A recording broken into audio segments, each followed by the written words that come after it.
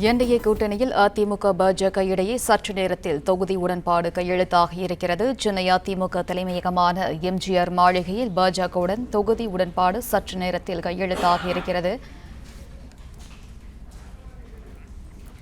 கூடுதல் விவரங்களை வழங்குகிறார் செய்தியாளர் ராஜகுமரன். வணக்கம். விவரம்.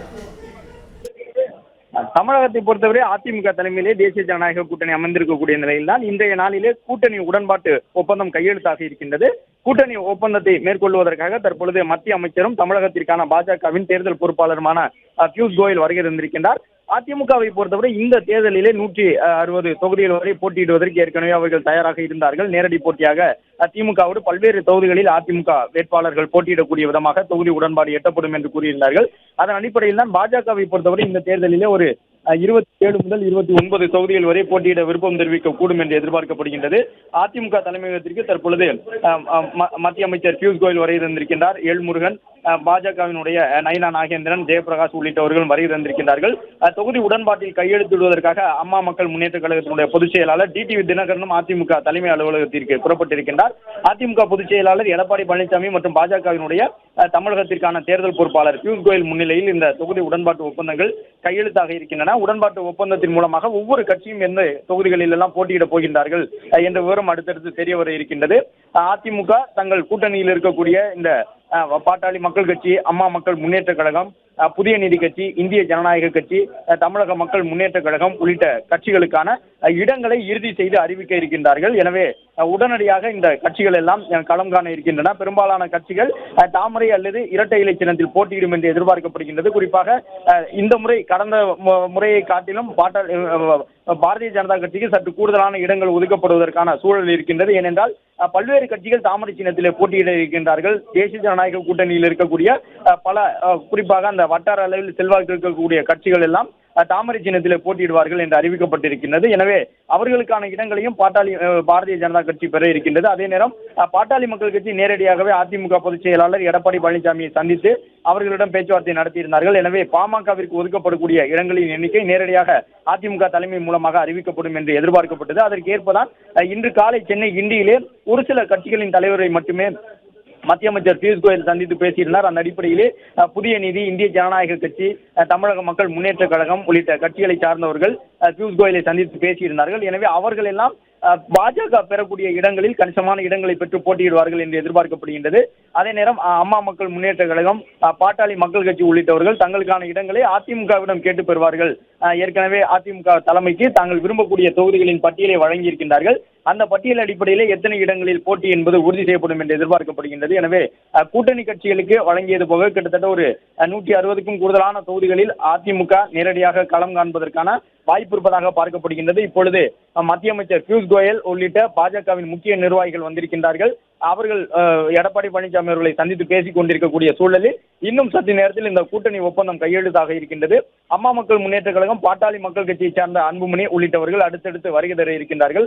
அவர்களும் தங்களுக்கான அந்த தொகுதி உடன்பாட்டு ஒப்பந்தத்திலே கையெழுத்திடுகின்றார்கள். எனவே ஒன்றாக இணைந்து அதிமுகவின் பொதுச் செயலாளர் எடப்பாடி பழனிசாமி, மத்திய அமைச்சர் பியூஷ் கோயல், பாட்டாளி மக்கள் கட்சியினுடைய தலைவர் அன்புமணி ராமதாஸ், அம்மா மக்கள் முன்னேற்ற கழகத்தினுடைய பொதுச் செயலாளர் டிடிவி தினகரன் உள்ளிட்டவர்கள் இணைந்து இந்த கூட்டணி ஒப்பந்தம் எட்டப்பட்டது குறித்த செய்தியாளர்கள் சந்திப்பில் பங்கேற்பார்கள் என்று எதிர்பார்க்கப்படுகின்றது.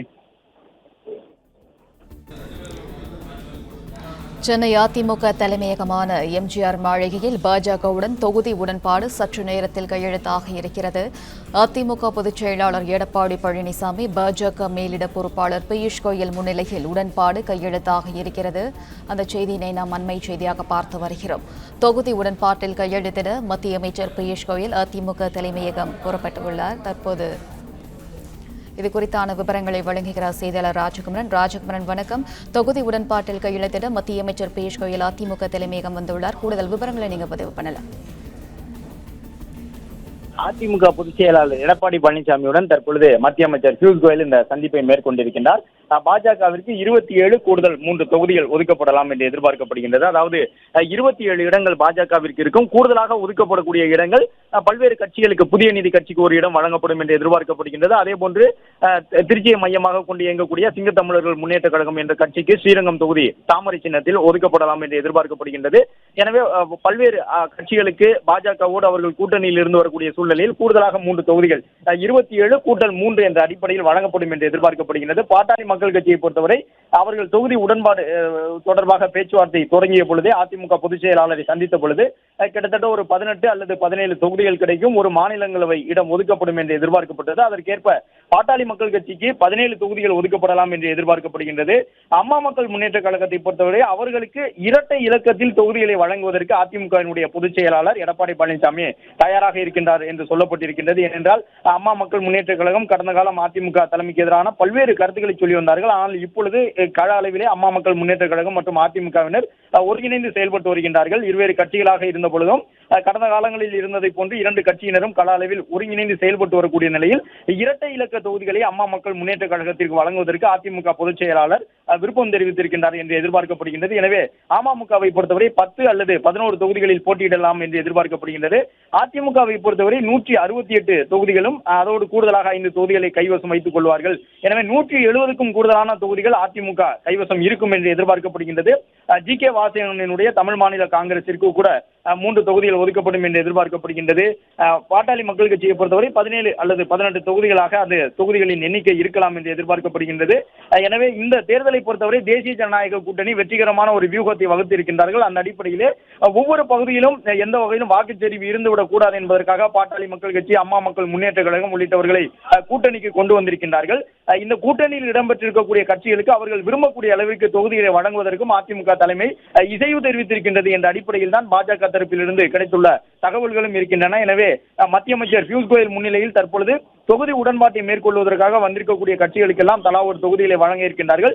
கிட்டத்தட்ட ஒரு 8 தொகுதிகள் பாஜக கணக்கில் ஒரு 3 தொகுதி, அதிமுக கணக்கில் ஒரு 5 தொகுதி, 8 தொகுதிகள் இரட்டை இலை சின்னத்திலோ அல்லது தாமரை சின்னத்திலோ போட்டியிடக்கூடிய கூட்டணி கட்சிகளுக்கு வழங்கப்படலாம் என்று எதிர்பார்க்கப்படுகின்றது. அந்த அடிப்படையில் தான் புதிய நீதி கட்சி, சிங்கத்தமிழர் முன்னேற்ற கழகம் உள்ளிட்ட கட்சிகளுக்கெல்லாம் ஒரு தொகுதிகள் வழங்கப்படும் என்று எதிர்பார்க்கப்படுகின்றது. தாமரை சின்னத்தில் மட்டுமல்லாமல் இரட்டை இலை சின்னத்திலும் ஒரு சில கட்சியை சார்ந்தவர்கள்